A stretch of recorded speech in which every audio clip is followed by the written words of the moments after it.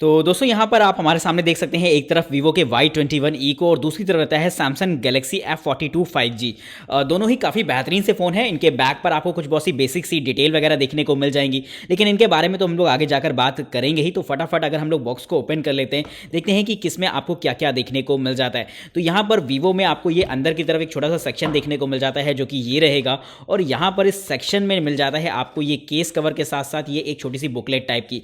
Case cover की बात करेंगे तो यहाँ पर इसकी ओवरऑल क्वालिटी अगर आप देखेंगे तो काफ़ी ठीक ठाक सी नज़र आ रही है, और जो इसके कॉर्नर्स बनाए गए हैं वो काफ़ी ज़्यादा मोटे से रहते हैं, जिसमें कि फ़ोन आपका एकदम सेफ रहेगा। बात करेंगे यहाँ पर Samsung Galaxy F42 की, तो इसमें भी आपको ये अंदर की तरफ छोटा सा सेक्शन देखने को मिल जाएगा, और इस सेक्शन में आपको काफ़ी पतला सा लग रहा है। तो पीछे की तरफ तो ये सिम इजेक्टर पिन दे रखी होती है, और यहाँ पर आपको ये कुछ बेसिक सा पेपर वर्क देखने को मिल जाएगा। तो इसे मैं बाहर निकाल लेता हूँ, जो कि ये आपका रहेगा।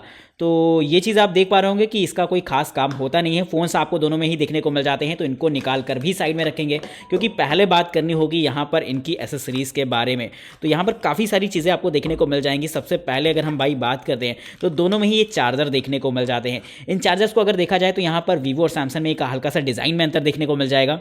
बात अगर इनकी आउटपुट रेटिंग की करी जाए तो यहाँ पर आपको Vivo में 5 वोल्ट 2 एम्पियर और 9 वोल्ट 2 एम्पियर की आउटपुट रेटिंग देखने को मिल जाती है। वहीं Samsung में अगर आप देखेंगे तो यहाँ पर आपको 9 वोल्ट 6-7 एम्पियर और 5 वोल्ट 2 एम्पियर की आउटपुट रेटिंग देखने को मिल जाती है, और ये हो जाता है Vivo की तरफ से आने वाला 18 वॉट का फास्ट चार्जर, और यहाँ पर आपको Samsung का एडॉप्टिव फास्ट चार्जिंग का 15 वॉट का फास्ट चार्जर देखने को मिल जाता है। यानी कि ये बेसिक अंतर देखने को मिल जाएगा। यहाँ पर दोनों में ही आपको ये जो है टाइप सी केबल्स देखने को मिल जाती है, जो कि अंदर ये रहेंगी। तो ये सारी चीज़ें अंदर की तरफ रहती हैं, जिन्हें कि आप यहाँ पर देख सकते हैं। सामान को साइड कराते हैं, उसके बाद डिटेल से बात करते हैं इन फोन्स के बारे में। तो यहाँ पर दोनों ही फोन्स को मैंने सेटअप करा लिया है। सबसे पहले अगर हम गौर करते हैं यहाँ पर इनकी डिस्प्ले के बारे में, तो आप देख सकते हैं दोनों का साइज काफ़ी हद तक इक्वल लग रहा है। Vivo में आपको 6.51 इंचेस की डिस्प्ले दे रखी होती है, जो कि आपकी IPS LCD बेस्ड रहेगी। वहीं Samsung में आपको 6.6 इंचेस की डिस्प्ले देखने को मिल जाती है, जो कि आपकी TFT पैनल बेस्ड रहेगी। यानी कि बेसिक अंतर यहाँ पर इनके जो है कॉन्फ़िगरेशन में देखने को मिल गया है। साथ ही अगर हम पिक्सल डेंसिटी की बात करते हैं Vivo की, तो ये आपकी 270 पिक्सल पर इंचेस की होती है। वहीं Samsung में ये आपकी 400 पिक्सल पर इंचेस की होती है, जिससे कि यहाँ पर आपको फुल HD प्लस का सपोर्ट Samsung में देखने को मिल जाता है। Vivo में ये आपका HD प्लस का रहता है, जो कि एक अपने आप में थोड़ा सा क्वेश्चन मार्क रहेगा।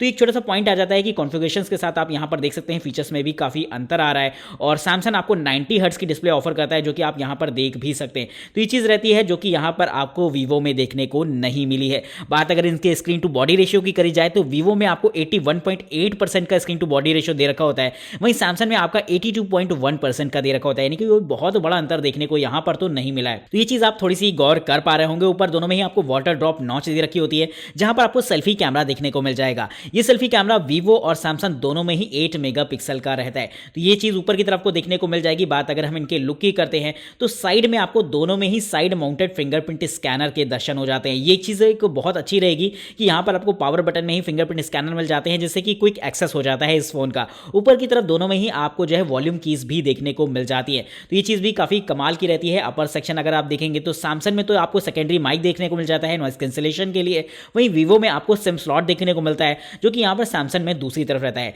दोनों में ही आपको डेडिकेटेड सिम स्लॉट के ऑप्शन देखने को मिल जाएंगे। ये एक बहुत अच्छी बात रहेगी। Vivo का दूसरा हिस्सा एकदम नीट एंड क्लीन रहता है, और नीचे की तरफ तो दोनों में कॉमन सा मेन्यू रहता है, जहां पर दोनों में ही आपको एक छोटा सा माइक, एक type C port, audio jack और एक छोटे से स्पीकर देखने को मिल जाएंगे। तो ये तो यहाँ पर काफी कॉमन हो जाता है, लेकिन मजा तो आने वाला है इनके बैक पर, क्योंकि यहाँ पर जो इनके लुक रहते हैं वो काफी ज्यादा कमाल के रहते हैं। और बात करी जाए अगर यहाँ पर इनके लुक की, तो अगर आप Vivo को देखेंगे तो यहाँ पर आपको ग्लॉसी फिनिश दे रखा होता है, और वहीं Samsung में आपको एक तरीके से मैट फिनिश दे रखा होता है। लेकिन शाइनिंग दोनों में ही काफ़ी ज़बरदस्त रहती है, और कलर्स में भी दोनों बहुत अच्छे लगते हैं। इस बात की मैं करूँगा यहाँ पर तारीफ। अगर आप देखेंगे दोनों के ही कैमरा स्टाइल काफ़ी यूनिक से रहते हैं, और इन कैमरा स्टाइल की खास बात ये हो जाती है कि दोनों में ही आपको जो साइड में ये जो बम्प होता है कैमरे का, यहाँ पर आपको हल्का सा क्रोम फिनिश दे रखा होता है, जिसकी वजह से लुक काफ़ी ज़्यादा अलग सा हो जाता है। और अगर आप यहाँ पर गौर करेंगे भाई दोनों की ओवरऑल क्वालिटी को, तो बैक दोनों के ही बड़े प्यारे लग रहे हैं। नीचे की तरफ आपको Vivo की ब्रांडिंग और यहाँ पर आपको Samsung की ब्रांडिंग देखने को मिल जाएगी। बात अगर इनके कैमरास की करी जाए तो Vivo में आपको डुअल कैमरास मिल जाते हैं, जो कि आपके 13+2 मेगापिक्सल के रहेंगे। वहीं Samsung में आपको 64+5+2 मेगापिक्सल के ट्रिपल कैमरा सेटअप देखने को मिल जाते हैं। यानी कि कैमरा सेटअप में एक थोड़ा सा अंतर आपको देखने को मिल जाएगा दोनों के ही। तो इनके बारे में हम लोग आगे जाकर बात करेंगे ही। फिलहाल अभी चलते हैं भाई, बात करते हैं फोन की इंटरनल स्पेसिफिकेशंस के बारे में कि और आपको क्या क्या देखने को मिल जाता है। भाई चलते हैं एक बार सेटिंग में और देखते हैं कि भाई सेटिंग में आपको क्या क्या दे रखा है।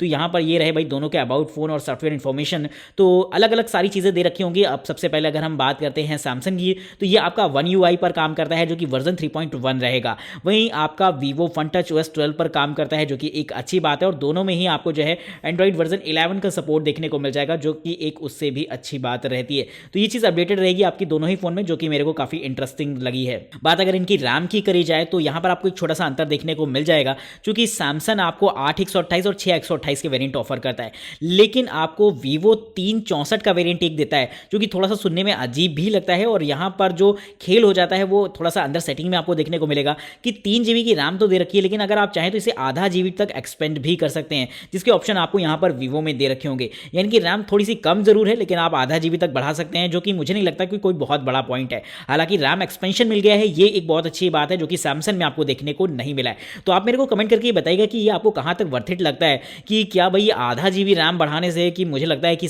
Vivo की परफॉर्मेंस बहुत ज़्यादा ऊपर चली जाएगी। तो इस बारे में आप मेरे को कमेंट करके जरूर से बताइएगा। प्रोसेसर अगर देखेंगे तो यहाँ पर Vivo में आपको स्नैपड्रैगन 680 प्रोसेसर देखने को मिल जाता है, जिसकी नैनो रिव्यू वेबसाइट के हिसाब से अगर रेटिंग देखें तो आउट ऑफ 100 39 की रहती है और एक सी ग्रेड प्रोसेसर है। सैमसंग में आपको डायमेंसिटी 700 5G प्रोसेसर देखने को मिल जाता है, जिसकी नैनो रिव्यू वेबसाइट के हिसाब से रेटिंग देखी जाए तो ये आपकी 43 की होती है और एक सी ग्रेड प्रोसेसर इसे भी मार्क किया गया है। यानी कि दोनों ही सी ग्रेड प्रोसेसर होते हैं, लेकिन इनकी रेटिंग्स में आपको एक हल्का सा अंतर देखने को मिल गया है। तो कहीं ना कहीं एक बात तो क्लियर हो गई होगी कि डायमेंसिटी 700 5G थोड़ा सा ऊपर निकल जाता है, जो कि एक थोड़ी सी कमाल की बात रहेगी। अब बात भाई इनके कैमरास के बारे में करना होगा, लेकिन बैटरीज के बारे में एक बार जान लेते हैं। दोनों में आपको 5000 mAh की बैटरी देखने को मिलती है और सैमसंग आपका 15 वॉट की फास्ट चार्जिंग को सपोर्ट करता है, वहीं Vivo आपका 18 वॉट की फास्ट चार्जिंग को सपोर्ट करता है। बात अगर इनके कैमरास की करी जाए तो यहाँ पर आपको काफी सारे ऑप्शंस वगैरह देखने को मिलने वाले हैं। तो अभी हम करते क्या है भाई, यहाँ पर आपको नॉर्मल एंगल पर मैं फोटोज ले लेता हूँ। सामने की तरफ एक छोटा सा फ्लावर पॉट टाइप का है, तो उसकी मैं फिर बात करता हूँ आपको पिक्चर सैंपल दिखा के कि भाई किसकी क्वालिटी मेरे को ज़्यादा अच्छी लगी है। तो भाई दोनों से क्लिक हो गए हैं और दोनों के पिक्चर सैंपल आपको सामने की तरफ देखने को मिल जाएंगे। अब दोस्तों गेम आना शुरू हो जाता है कि कलर्स आप देख रहे होंगे कि काफ़ी हद तक इक्वल रहते हैं, लेकिन अभी खेल तो ये होता है कि यहाँ पर आपको डिस्प्ले क्वालिटी का जो अंतर है वो यहाँ पर आपको साफ साफ दिखाई दे जाएगा। यानी इस चीज़ को अगर आप फील कर पाएंगे तो ये जो डिस्प्ले का अंतर है, आप देख सकते हैं कि Vivo में आपको हल्की सी ब्राइटनेस देखने को मिल जाएगी। हालांकि ब्राइटनेस तो मैं बढ़ा भी सकता हूँ सैमसंग में भी ऊपर से, लेकिन ये चीज़ मुझे ऐसा लगता है कि यहाँ पर TFT और IPS LCD का पैनल का जो एक खेल है वो आपको देखने को मिल जाता है, जो कि यहाँ पर थोड़ा सा मायने रखेगा। ओवरऑल कलर्स देखे जाएं तो दोनों के ही काफ़ी हद तक ओरिजिनल रहते हैं, जिस बात की मैं यहाँ पर तारीफ करने वाला हूँ। तो ये एक छोटा सा पॉइंट रहेगा। लेकिन सैमसंग में आपको एक ऑप्शन और दे रखा होता है जहाँ पर आपको 64 मेगापिक्सल का भी कैमरा देखने को मिल जाता है। तो इसे टेस्ट करने के लिए हम एक काम करते हैं, सामने की तरफ छोटा सा बुक टाइप की रखी हुई है, उसकी फोटो ले लेते हैं। उसके बाद बात करते हैं कि भाई इसका पिक्चर सैंपल कैसे रहे हैं। तो दोस्तों यहाँ पर दोनों से ही मैंने फोटोज़ क्लिक कर ली हैं, और अगर हम 64 मेगापिक्सल की बात करते हैं तो आप देख पा रहे होंगे कि सीधा सीधा आपको अंतर देखने को मिल जाएगा दोनों की क्वालिटीज़ में। कहीं ना कहीं मुझे ऐसा लगता है कि Vivo थोड़ा सा यहाँ पर मात खा जाता है और सैमसंग काफ़ी ज़्यादा आगे निकल जाता है। आप अगर जूम कराने की कोशिश करते हैं तो ये काफ़ी हद तक मतलब आपको करेक्टर्स दिखने लगेंगे, बुक का राइटर वगैरह का नाम सब कुछ दिख जाएगा, लेकिन Vivo में ये चीज़ आपको देखने को नहीं मिलती है।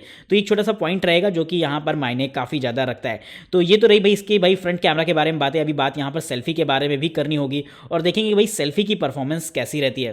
तो बात अगर सेल्फी की करते हैं तो यहां पर आप देख सकते हैं कि लगभग मुझे दोनों की एवरेज क्वालिटी लगी है। इमेज में कोई बहुत बड़ा अंतर देखने को नहीं मिला है और दोनों में ही आपको एक हल्की सी इमेज फेडनेस देखने को मिली है, जो कि यहां पर थोड़ा सा पॉइंट मायने रखेगा।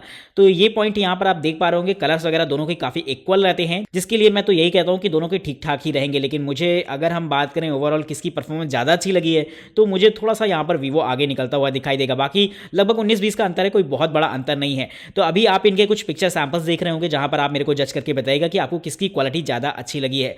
फिलहाल अभी बढ़ते हैं इनके फिंगरप्रिंट स्कैनर की तरफ, जो कि आपको यहाँ पर साइड माउंटेड दे रखे हैं और यहाँ पर मैंने इस वाली फिंगर को लगा रखा है और यहाँ पर मैंने इस थंब को सेट करके रखा हुआ है। लेकिन अगर हम बात करें भाई कि थोड़ा सा ये वाली फिंगर थोड़ा सा देर में कहाँ मानती है और यहाँ पर थंब काफ़ी जल्दी लग जाएगा, तो थोड़े बहुत आपको अंतर देखने को मिल सकते हैं। तो यहाँ पर मैंने लगा दिया है, तो आप देख सकते हैं Vivo थोड़ा सा तेज रहता है और Vivo काफ़ी तेज़ी से ओपन हो रहा है। और फिर मैं इस चीज़ को करके देखता हूँ तो मुझे लगता है Vivo काफ़ी तेज़ी से रिस्पॉन्स कर रहा है। तो सैमसंग में एक हल्का सा डिले देखने को मिल गया है, जो कि यहाँ पर एक छोटा सा पॉइंट रहेगा।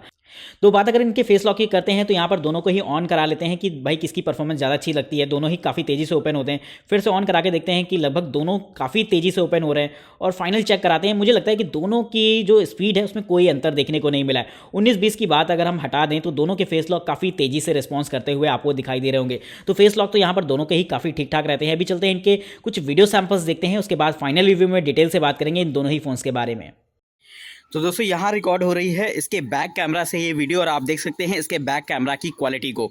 ओवरऑल मुझे ऐसा लग रहा है कि बहुत ही स्टेबल क्वालिटी दोनों में ही देखने को मिल रही है। और बात अगर सैमसंग की करी जाए तो मुझे लग रहा है कि यहाँ पर जो स्मूथनेस देखने को मिल रही है वो काफ़ी ज़्यादा लाजवाब रहती है। इसके कंपैरिजन में अगर आप देखेंगे तो जो वीवो रहता है उसकी जो फुटेज है हल्की सी शेक करती है, जो कि आप फील कर सकते हैं। बात अगर इनके फोकस की करी जाती है तो काफ़ी अच्छे लग रहे हैं। ओवरऑल कलर्स भी दोनों की डिस्प्ले पर बड़े प्यारे आते हैं, इस बात की भी यहाँ पर तारीफ़ करनी होगी। तो दोस्तों कमेंट करके बताइएगा कि आपको भाई इनकी क्वालिटी कैसी लगी है। अभी हम लोग इससे स्विच करते हैं सेल्फी पर। तो दोस्तों यहाँ पर आप क्वालिटी देख रहे हैं भाई इसके सेल्फी कैमरा की, और यहाँ पर आपको दोनों में ही हल्के फुल्के शेक देखने को मिल जाएंगे। लेकिन ओवरऑल कलर बैलेंस अगर आप देखेंगे तो काफ़ी ज़बरदस्त रहता है। वीवो की बात करी जाए तो यहाँ पर आपको हल्का सा वाइड एंगल लेंसेज दे रखे हैं, जिससे कि आप बैकग्राउंड देख सकते हैं दोनों का काफ़ी ज़्यादा कवर करता है इन कंपेरिजन टू सैमसंग। तो ये चीज़ आप फील कर पाएंगे इनके कैमराज में। बाकी ओवरऑल क्वालिटी मेरे को तो काफ़ी अच्छी लग रही है, बाकी आप भी कमेंट करके मेरे को बताइएगा। फिलहाल बढ़ते हैं इसके फाइनल रिव्यू की तरफ। तो दोस्तों यहाँ पर आपने इन दोनों के ही वीडियो सैंपल्स वगैरह भी देखे होंगे और बात करते हैं फाइनली कि इनमें से कौन सा फोन आपके लिए खास हो जाता है।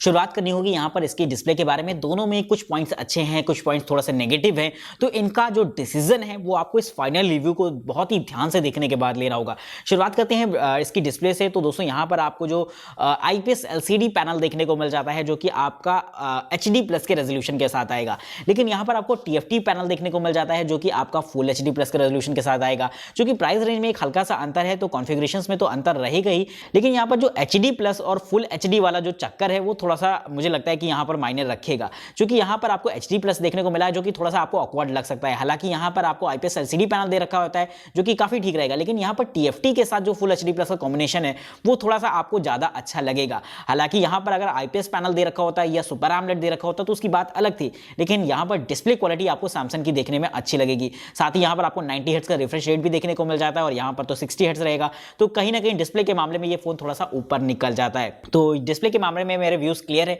कि जो मजा आपको सैमसंग में आने वाला है वो हो सकता है वीवो में देखने को ना मिले। बात अगर इसके कैमरास की करते हैं तो अगेन थोड़ा सा पर्दा सैमसंग का भारी हो जाता है, क्योंकि 64 मेगापिक्सल इस तरफ रहेगा और दूसरी तरफ यहाँ पर आपको सिर्फ 13 मेगापिक्सल रहता है। तो अगेन यहाँ पर थोड़ा सा एक तरफा मामला हो जाता है, और यहाँ पर इसका कैमरा अच्छा रहेगा। लेकिन अब पॉइंट यहाँ पर यह आता है कि क्या इनकी क्वालिटी में कोई बहुत बड़ा अंतर देखने को मिल जाता है अगर हम जूमिंग क्वालिटी को किनारे कर दें। तो मैंने ऐसा फील किया है, क्योंकि इसकी डिस्प्ले भी थोड़ी सी डाउनग्रेड थी, तो उस हिसाब से अगर हम इसे किसी अदर पैनल पर देखें, अपने कंप्यूटर पर इनकी इमेजेस को देखें, तो बहुत हद तक मेरे को 19-20 का ही अंतर देखने को मिला है। कोई बहुत बड़ा डिफरेंस देखने को नहीं मिला है। लेकिन अगर हम 64 मेगापिक्सल वाले पर जाते हैं और इसकी जूमिंग क्वालिटी को चेक करते हैं तो सैमसंग आपको आगे निकल जाएगा। लेकिन अगर हम दोनों इमेजेस को नॉर्मल रेशियो पर देखते हैं तो लगभग इमेजेस मेरे को काफी हद तक इक्वल लगी हैं। लेकिन जब आप इनकी डिस्प्ले पर ये चीज देखते हैं तो वहां पर आपको थोड़ा सा अंतर देखने को मिलेगा, लेकिन कंप्यूटर में हो सकता है ये अंतर आपको देखने को ना मिले।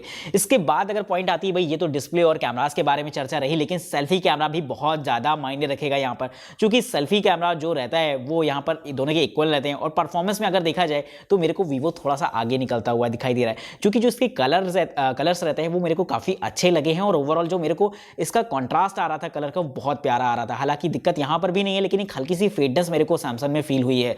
तो यहाँ पर मुझे लगता है कि फ्रंट में तो आगे निकल जाता है, लेकिन सेल्फी में ये चीज थोड़ा सा आपको ध्यान में रखनी होगी। अब बात करते हैं भाई, यहाँ पर 5 mAh की बैटरी है दोनों में ही। यहाँ पर आपको 18 वाट चार्जिंग मिल जाती है और यहाँ पर 15। तो अगर हम चार्जिंग की कैपेसिटी को देखें तो ये थोड़ा सा आपका आगे निकल जाता है अगेन। तो ये एक छोटा सा पॉइंट रहेगा। प्रोसेसर में तो सैमसंग थोड़ा सा तेज रहेगा, और 5G के सपोर्ट की बात करें तो वो आपको सैमसंग में देखने को मिल जाता है और यहाँ पर देखने को नहीं मिलता।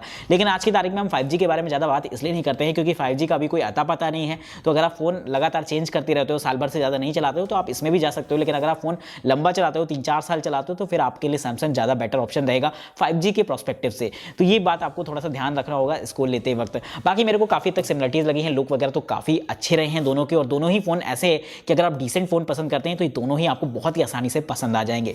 तो अपनी राय हमको कमेंट बॉक्स में शेयर करिएगा कि आपको इन दोनों में से कौन सा फोन अच्छा लगा है। आज की इस वीडियो में इतना ही। चैनल को सब्सक्राइब करिएगा। वीडियो पसंद आई हो तो लाइक करना बिल्कुल मत भूलिएगा। तब तक के लिए नमस्कार दोस्तों, जय हिंद, वंदे मातरम।